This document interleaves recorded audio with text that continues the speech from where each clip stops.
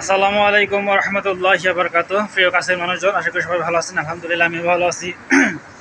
তো আমরা যে শোরুমে কাজ করি, অর্থাৎ এখানে অফিসিয়াল কোনো ভাষা, ওরকম স্পেশাল কোনো ভাষা নাই। মানে আমাদের যে বসদেরকে যে যেমন তারা বস বা স্যার এরকম ডাকতে হবে, এরকম কিছু নেই। আমরা সরাসরি নাম ধরে ডাকি। মানে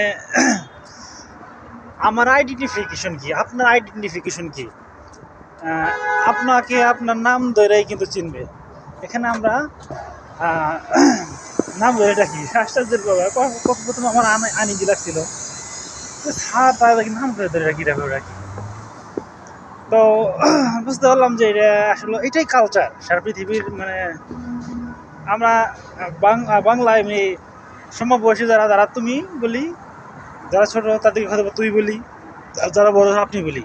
কিন্তু আপনি ইংলিশের কথা ভাবেন, আপনি, তুমি, তুই, সবটি শব্দের অর্থই কিন্তু আমরা তুই, মানে you, Y O U, you ব্যবহার করে থাকি।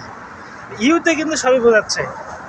ঠিক তো একইভাবে যে এখানে কোনো নাই, ওই স্যার ডাকতে হবে আগে কোনো প্রয়োজন হলো। আমার এখানে যে বস, তার নাম হচ্ছে আলা, আমরা আলা বলি ডাকি, আলা।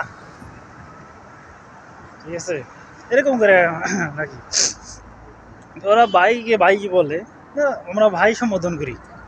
হ্যাঁ, আলা ভাই, এরকম বলে থাকি আর কি। তো বিষয়টা ভালো লাগলো আর কি। মানে বাংলাদেশে আমি চাকরি করছি, তো এখানে স্যার রাখতে হবে, বেতন কর্মকর্তাদের স্যার সম্বোধন করতে হয়। এখানে আবার স্যার সম্বোধন করতে হয় না, ভাই নাম ধরে ডাকলেই হয়, ভাইও বলে অনেক আর কি। এই জিনিসটা খুব ভালো লাগলো আর কি। তো বিষয়টা শেয়ার করলাম আপনাদের সাথে। তো আল্লাহ হাফেজ।